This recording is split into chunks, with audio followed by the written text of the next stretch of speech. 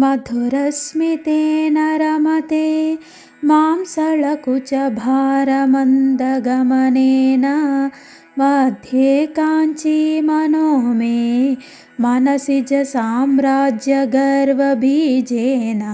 మధురమైన చిరునవ్వు గల బలమైన కుచుముల బరువుతో మందగమనము గల మన్మధుని సామ్రాజ్య గర్వమునకు హేతువైన శ్రీ కామాక్షీదేవుతో ఆడుకొనుచున్నాను.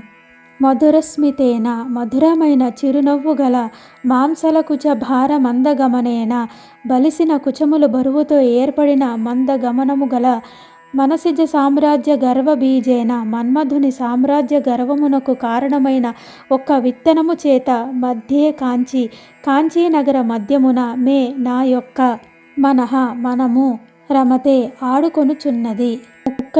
కంటి మంట గాలిన మన్మధుడు అమ్మవారి కన్నులలో పునర్జన్మను పొందినాడు, పెరిగినాడు, రాజైనాడు, సామ్రాటైనాడు. అతనికి సామ్రాటు అయితినను గర్వము కలిగినది.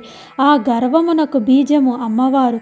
ఆమె సహాయం చేతనే తనను గాల్చిన తన సామ్రాజ్యమును బూడిద పాలు చేసిన శివుని దేహమున బూడిద పూసిన అతని ఉరమున అమ్మవారి కుచములు కుంకుమ పూసి శివుని ఎగతాళి చేసి తన సామ్రాజ్యమును తిరిగి సాధించితేనను గర్వమునకు హేతువు అమ్మవారు.